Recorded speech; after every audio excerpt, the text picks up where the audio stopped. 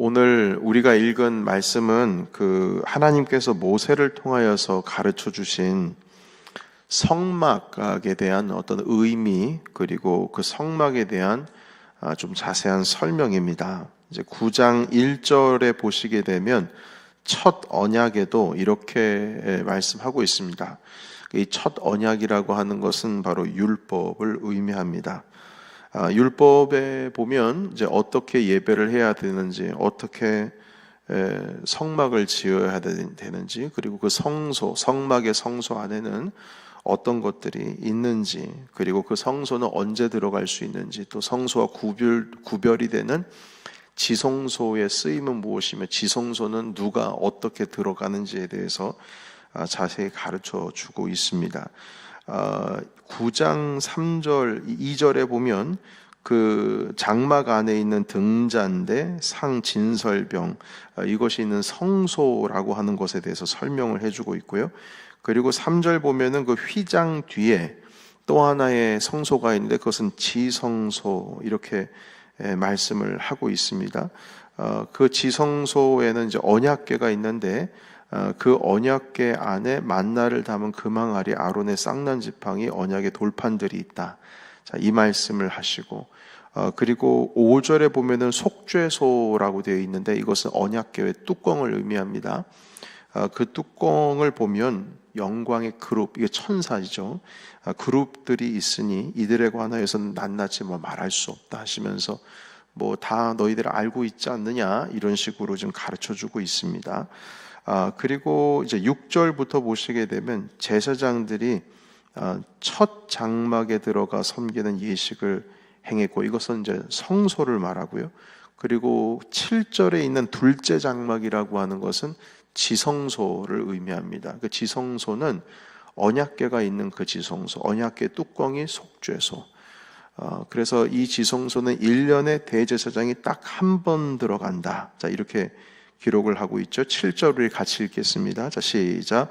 오직 둘째 장막은 대제사장이 홀로 1년에 한 번 들어가되 자기와 백성의 허물을 위하여 드리는 피 없이는 아니하나니. 아멘. 여러분, 여기서 우리가 봐야 될 것은 피가 없으면 안 된다. 왜냐하면 피를 가지고 들어가서 그 속죄소 그 뚜껑 위에다가 피를 붓거든요. 그것이 이제 대속죄. 온 이스라엘 백성의 죄를 한 번 속하는, 그러니까 1년에 딱 한 번 대속죄일 날 그 일을 행합니다. 그런데 그 일을 행하면서 동시에 또 속죄를 해야 되는 게 무엇이냐면 대제사장 스스로의 죄도 속죄를 해야 돼요. 그게 먼저 돼야지 중재자로서 백성들의 죄를 또 용서를 하나님께 구할 수가 있는 겁니다. 그래서 여기 보시게 되면 7절에 이렇게 말씀합니다. 홀로 1년에 한 번 들어가되, 그리고 백성의 허물을 위하여 그 앞에 자기와, 이게 들어가 있어요. 자기와. 그러니까 예수님은 아니라는 거죠. 자기는 아니라는 거죠. 그러니까 대제사장들은 우리가 어제 그리고 그저께 이렇게 함께 말씀을 살펴보기는 늘 한계가 있습니다. 벌써 서열 자체가 아론의 반차를 쫓은 사람들이고, 그리고 이 사람들은 죄가 있기 때문에 항상 스스로의 죄를 씻어야 되는 사람들이고, 그리고 이 사람들은 수명이 있기 때문에 수명을 다하면 대제사장은 항상 바뀌고, 그러나 예수님은 그 모든 것을 다 극복하셨다라고 하시는 말씀인 것이죠. 자, 그래서 이 대제사장이 자기와 백성의 허물을 위하여 드리는 피 없이는 1년에 한 번 들어갈 수 없다. 자, 이렇게 말씀을 하고 있고요. 8절에 있는 말씀 보시게 되면 같이 한번 읽겠습니다. 8절 시작. 성령에 이로써 보인 것은 첫 장막이 서 있을 동안에는 성소에 들어가는 것이 길이 아직 나타나지 아니한 것이라. 여러분, 이 첫 장막, 다시 말해서 율법에 기록된 것으로는 지성소에 들어가는 것이 자유롭지를 못하는 겁니다. 딱 1년에 한 번, 그것도 대제사장이 자기의 죄를 해결해야지 들어가는 것이죠. 그런데 우리가 마태복음 복음서를 보시게 되면 예수 그리스도께서 십자가에 달려 돌아가시는 바로 그 순간, 다 이루었다라고 말씀하시는 순간 그 순간 성막의 휘장이 찢어졌다라는 표현이 있습니다. 쫙 반으로 갈라졌습니다. 그 성막의 휘장이 갈라졌다라고 하는 것이 그 지성소와 성소 사이에 있는 가림막, 그것이 찢어졌다는 거예요. 그러니까 지성소와 성소가 여러분 구분이 있습니까? 구분이 없어졌다는 뜻이에요. 그러니까 이제 대제사장이 1년에 한 번 들어가는 그 지성소가 이제 의미가 없어진 것이죠. 예수 그리스도로 말미암아 그렇습니다. 그래서 1년에 한 번 들어가는 그 지성소가 항상 제한이 돼 있고 시간적인 제한이 있고 들어가는 사람의 제한이 있었는데 이제 그것은 예수님의 속죄의 제사로 말미암아 완전히 자유롭게 되었다라는 것을 알 수가 있어요. 그래서 우리가 찬양 가운데도 있지 않습니까? 은혜로만 들어가네 예수님의 보혈로 하면서 그 지성소로 들어가는 그 내용을 드리는 그 찬양입니다. 그래서 우리가 그리스도의 속죄로 말미암아 하나님께로 나아가는 길이 완전히 열렸다는 거예요. 더 이상 그 가림막이 없습니다. 1년에 한 번 뭐 대제사장을 통하여서만 죄가 해결이 돼야지만 지성소에 들어가는 그런 거 없다. 예수 그리스도로 말미암아 완전히 우리가 주님 앞에 나아갈 수 있다는 것을 가르쳐 주셨습니다. 그리고 9절부터 10절까지의 말씀 보시게 되면 첫 예식이라고 하는 그런 내용이 좀 등장을 합니다. 그러니까 어떤 의미냐면 이 예법이라고 하는 것은 그 옛날의 율법을 통하여서 하나님께 나아가던 방법, 이제 그걸 말하는 겁니다. 그러면 이제 새 예법이 나왔지 않습니까? 그것은 무엇이냐면 바로 예수 그리스도를 통하여 하나님께 나아가는 방법. 이제 그 말씀에 대해서 가르쳐 주시는데 우리 9절에서 10절까지 같이 한번 읽어보겠습니다. 자, 시작. 이 장막은 현재까지의 비유이니 이에 따라 드리는 예물과 제사는 섬기는 자를 그 양심상 온전하게 할 수 없나니 이런 것은 먹고 마시는 것과 여러 가지 씻는 것과 함께 육체의 예법일 뿐이며 개혁할 때까지 맡겨둔 것이라. 아멘. 자, 이걸 좀 해석을 하자면 이렇습니다. 먼저 제가 이 9절에서 10절에 있는 말씀을 쉬운 번역본으로 한번 읽어드리고 그리고 나서 좀 설명을 드리겠습니다. 9절입니다. 제가 이렇게 있습니다. 이것은 현재까지의 비유입니다. 예물과 제사로는 예배를 드리는 자의 속까지 깨끗하게 할 수는 없습니다. 이것은 단지 먹고 마시고 여러 가지 몸을 씻는 등의 예식으로서 하나님의 새 법이 올 때까지만 적용이 되는 것입니다. 자, 그러면 좀 해석을 하겠습니다. 여러분, 이 장막은 현재까지의 비유니 이것은 무엇이냐면, 그러니까 지금까지, 여태까지는 장막이면 됐다 이 뜻입니다. 그러나 이제부터는 장막으로는 안 된다는 거죠. 이미 업데이트가 돼버렸습니다. 예수 그리스도께서 오셔서 휘장을 다 찢어버리셨습니다. 그래서 지금까지는 안 된다. 이젠 새로 업데이트된, 이젠 최종본, 완전본, 그리고 원본이 나타났다.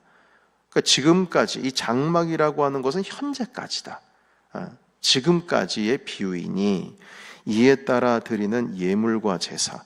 그러니까 때마다 뭐 진설병 드리고 향로에 또한 촛대에 불을 피우고 하는 그 성소에 들어가서 행했던 그 모든 것들, 뭐 지성소에 들어가서 1년에 한번 피를 뿌리면서 속죄를 했던 그 모든 것들, 그런 것들은 그 양심상이라고 하는 것은 그 마음속입니다. 이 속에 있는 원초적인 우리의 가지고 있었던 그 죄까지 다 씻을 수 없나니 이렇게 말씀하세요. 그거는 임시방편이지, 임시방편이라는 거예요. 그럼 영원히 우리의 죄를 속하시는 분이 누구시냐? 예수 그리스도라는 겁니다. 그러니까 지금까지의 우리가 썼던 그 속죄 제사를 드리는 그 제단 앞에서 드리는 거나 진설병이나 뭐 향로를 피우는 거나 이런 것들의 제사법들은 다 그냥 과거 임시방편적이라는 거예요. 한마디로 여러분, 장막이라고 하는 것 자체가 임시방편입니다. 안 그래요? 장막이라는 것 자체가 임시방편이에요. 그러니까 그렇게 우리가 살아왔다는 겁니다.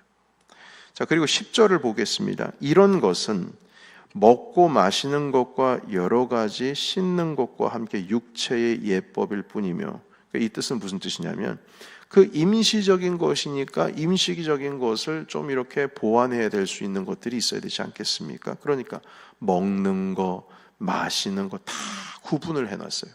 너희들이 이방인들과 같지 않다. 이방인들과는 완전히 다르다.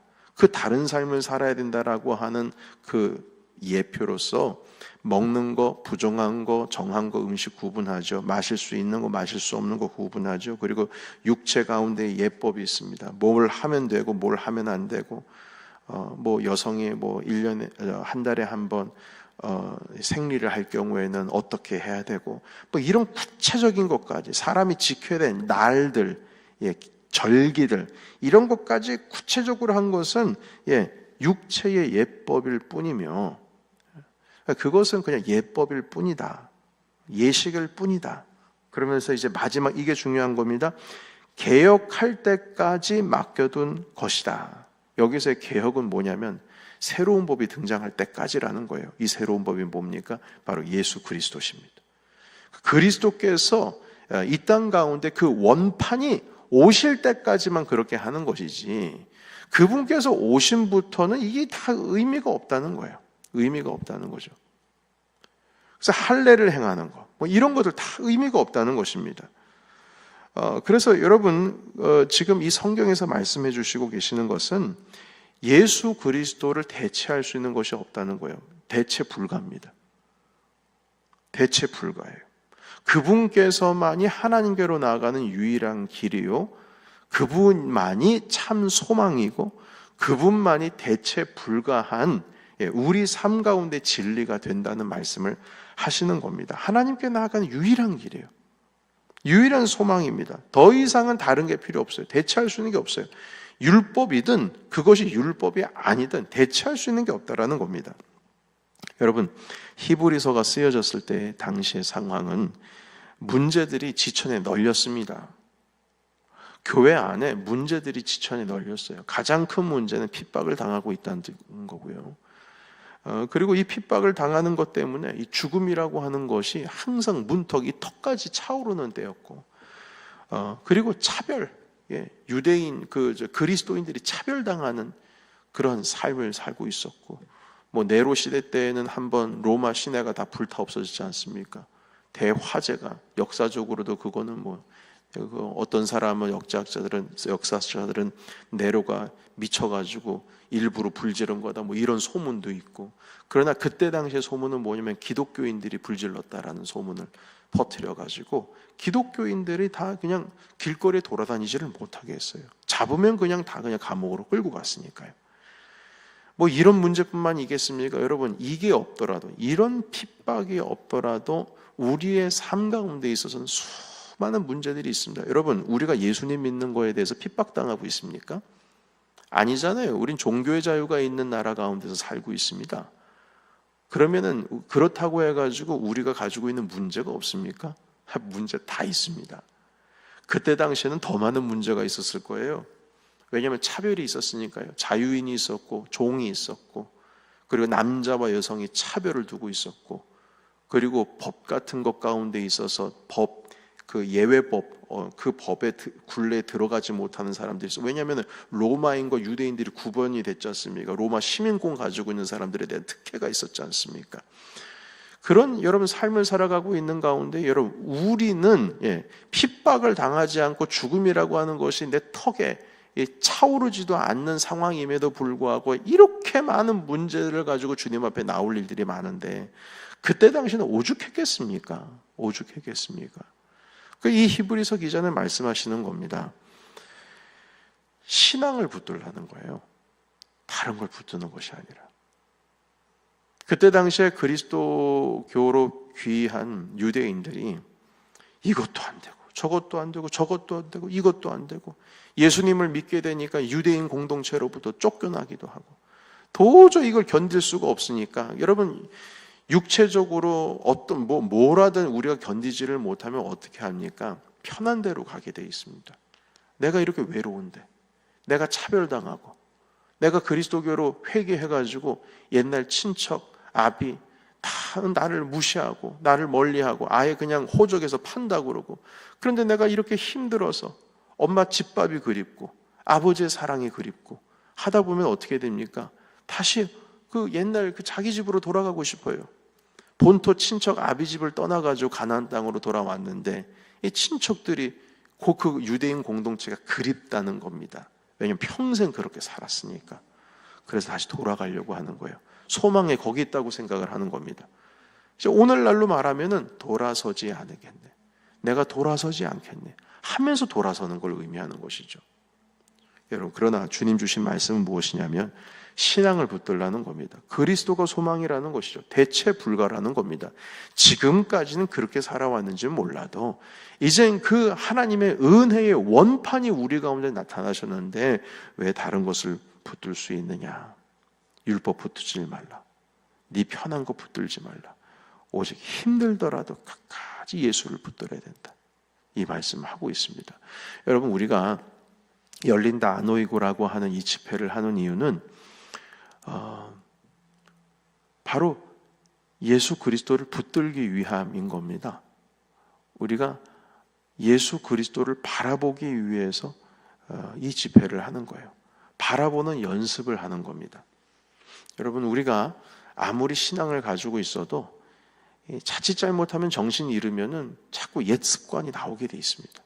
성품적으로도 옛 습관이 나오고, 그리고 우리 삶의 패턴과 습관적으로도 옛 습관이 나오고, 그리고 잘 우리 주님을 섬기다가도 여러분 이게 참 사람이 간교해요. 이게 뭐냐면 몸과 마음이 편하면 내가 원하는 대로 하지, 몸과 마음이 불편하면 주님을 붙들더라도 몸과 마음이 편하면 붙든 이 손에 딱 잡아야 되는 이 뭐라고 그래요? 악력이라고 하나요?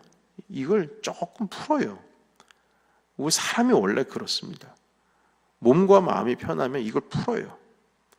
힘들 때 주님께 기도하지 몸과 마음이 편하면 기도도 안 합니다. 제가 한국에 있을 때도 신방하면서 기도 제목이 뭡니까? 항상 물어보거든요. 그럼 어떤 성도님들은 그래요. 요즘에는 주님께서 나한테 은혜 많이 주셔가지고 걱정과 근심이 없어. 기도 제목이 없습니다. 기도 제목이 없다는 뜻은 기도를 안 한다는 뜻이에요. 근데 우리가 계속 기도에 대해서 우리 금요 예배 때마다 함께 말씀을 나눴었는데, 기도라고 하는 것은 간구만이 기도가 아니거든요. 주님과의 깊은 교제로 나아가는 것이 기도거든요. 그런데 주님과의 교제와 만남과 관계가 기도인데, 그 관계를 기도로 보지 않고 이분은 간구, 내가 원하는 것을 얻는 것을 기도라고 생각을 하고 있기 때문에 주님께 나아가는 것이 소홀해집니다. 그렇게 되면 주님이 어떻게 하신 줄 아십니까? 기도 제목을 주십니다. 그 기도 제목이 뭘까요? 그분이 그렇게 생각을 했던 걱정과 근심이 기도 제목이겠죠. 그렇게 해서라도 하나님께서 이 사람을 붙들기 위해서 기도 제목을 주시는 거예요. 어려움을 주시는 거예요. 이래야 나를 찾으니까. 여러분, 열린다 아노이고는 주님께 바라보는 연습입니다. 예수 그리스도를 바라보는 연습이에요. 이 땅 가운데에 오직 그리스도만이 소망이다라고 하는 것을 고백하며 하나님 아버지와 가까이 나가며 예수 그리스도께 쫙 달라붙는 그 연습을 이 예배를 통하여서 실질적으로 우리가 주님 앞에 나아가는 것입니다. 여러분, 이 시간들을 통하여서 오늘 주신 말씀 계속 히브리서는 반복합니다. 주제가 딱 하나예요. 그리스도가 유일한 답이다. 그걸 말씀하시는 거예요. 그래서 오늘도 이 말씀을 통하여서 주님만이 내 인생의 답입니다. 오늘도 주님 의지하기 위해서 나왔습니다. 오늘도 그리스도와 같은 편 먹기 위해서 나왔습니다. 오늘도 하나님 옆에 있게 하기 위해서 왔습니다. 여러분, 이걸 생각해야 돼요. 주님은 항상 우리와 동행하시죠. 그 의미는 내가 가는 대로 주님을 끌고 간다는 뜻이 아니에요. 주님께서 나와 동행한다는 것은 내가 주님 가는 길 가운데 함께 하겠다는 뜻입니다. 이걸 거꾸로 생각을 해야 돼요. 내가 가는 길 가운데 주님께서 따라가면 죄 짓는 가운데도 주님께서 같이 서 있어 주실까요? 아니죠. 주님께서 나와 동행하신다는 것은 주께서 가시는 길 가운데 내가 함께 하겠다라는, 반대로 생각하면, 역으로 생각하면 그 뜻이에요. 여러분, 우리 주님께서 우리와 함께 하신 줄로 믿습니다. 그 의미는 우리는 주님을 따라간다는 뜻이에요. 그래서 오늘도 이 말씀을 가지고 하나님, 오직 예수 그리스도만이 우리의 소망인 줄로 믿습니다. 이 믿음 가지고 이 아침 시작하기를 원합니다. 우리 함께 음악에 맞춰서 기도하겠습니다. 하나님 아버지,